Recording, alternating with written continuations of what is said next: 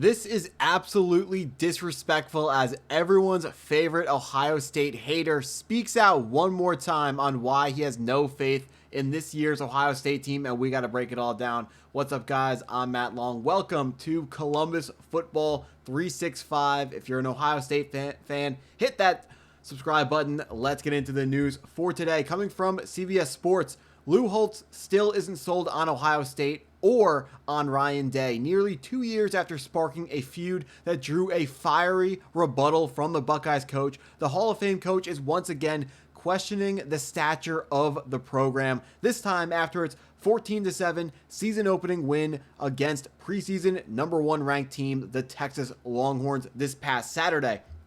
Lou Holtz went on to say, "You remember me telling you, I don't think Ohio State's a great football team." He said that in an interview with Outkick. "I know their schedule is very, very good, but when you're at home and you're outgained by well over 100 yards, you just can't look at it and say, okay, we're great. We won the game." They are 1-0, and that's the objective they had going into the game, but they're not facing a great football team. I would not be overwhelmed about facing Ohio State. Wow.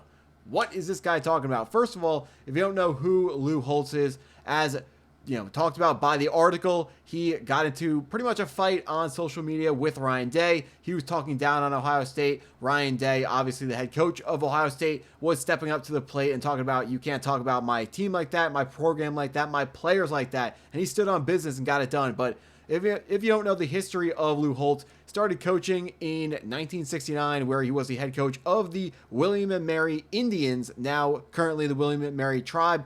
Bounced around at some other colleges that you can see on the screen.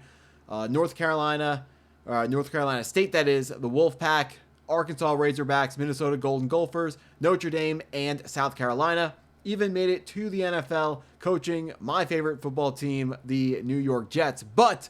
Or my favorite NFL team, that is, the New York Jets. But what he's currently doing is now just hating on Ohio State. But one of his main takeaways was the fact that they were outgained by over 100 yards. So what?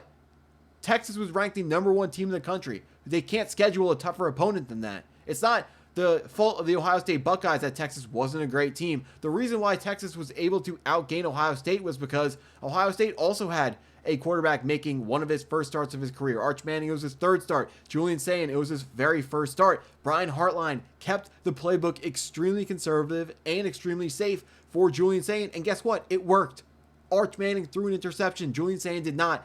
Julian Sayin did enough to win the football game. No one was watching Julian Sayin this game and going, "Man, he's really got to do more." The offense isn't scoring points because he is, playing horribly or anything. Everyone watching the game understood that Julian Sayin is making his first career start, understanding that he just needs to be a game manager to start the season. I understand everyone hates the term game manager, but it's hard to be a game manager at this level, playing at the best against the best football teams in the country. A team like Texas, it's tough to be a game manager. It's hard to not make mistakes. Even a top prospect like Arch Manning, he made a mistake. He threw an interception. He dirted a couple passes. It's harder to be a game manager than people think. A lot of casual football fans like to use it as a slight to quarterbacks who they deem as inferior, or to quarterbacks who are inferior, like Kirk Cousins. They call him a game manager, but last time I checked, Kirk Cousins has won a ton of games in the NFL, made a ton of money in the NFL. There's nothing wrong with being a game manager. I understand if your goal is to be Joe Burrow, Patrick Mahomes' goal is to be that guy, then you can't be a game manager. You have to be more than that. But for Julian Sayin, his first game out, he did enough to win the football game. Lou Holtz is also talking about how, Texas wasn't that good. Like, so what? It's not our fault that the Texas Longhorns didn't play up to their number 1 ranking billing. I mean, one of the reasons why they looked so bad was the fact that we were bringing out our new defensive coordinator, Matt Patricia. He is showing Arch Manning, a college quarterback making his 3rd start, showing him NFL concepts and NFL reads on defense. There are plays where safeties are moving everywhere. They are rotating constantly. We were showing Arch Manning one thing pre-snap, rotating into something else post-snap, making it very, very difficult on a young quarterback, it would have been difficult for any quarterback to read the defense that Arch Manning was tasked with reading last Saturday.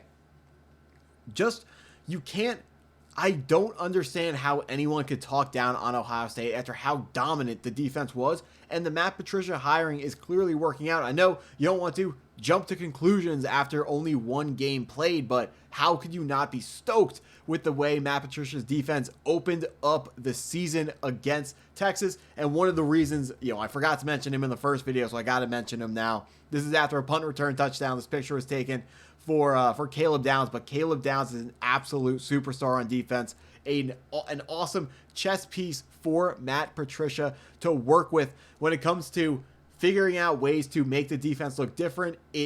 When safeties and defensive backs have to rotate pre-snap, post-snap, it's better to have guys that are really, really fast and can handle it. Players who are as instinctive as Caleb Downs is and can make all those things happen. Caleb Downs is going to be a menace all season, and I absolutely cannot wait to watch him. One of the things that is amazing to see about this defense was the defensive backs, even losing Lathan Ransom and losing Denzel Burke, the DBs absolutely clamped Texas, and maybe part of it is Texas has lost a bunch of wide receivers over the last couple of years, and now their receivers aren't that good. That might be the case.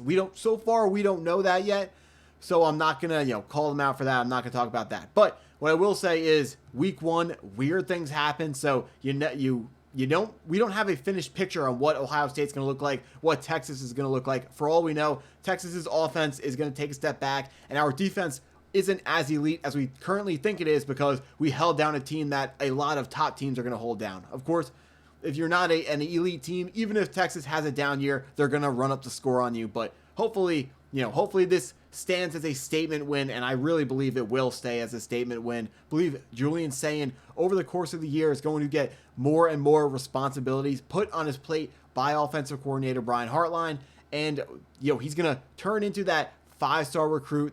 People forget that Julian Sayin was the #1 quarterback recruit the next year after Arch Manning. Obviously, Arch Manning has more hype because of the last name and because he has better traits NFL-wise than Julian Sayin does. But Julian Sayin, as far as college goes, Julian Sayin has all the tools to be absolutely elite and take this team right back to the college football playoffs and put them back in a position to win a national championship. This defense engineered, gotta give him one more shout out, engineered by Matt Patricia. We remember how Bill Belichick always crushed rookie quarterbacks, and Matt Patricia was his defensive coordinator.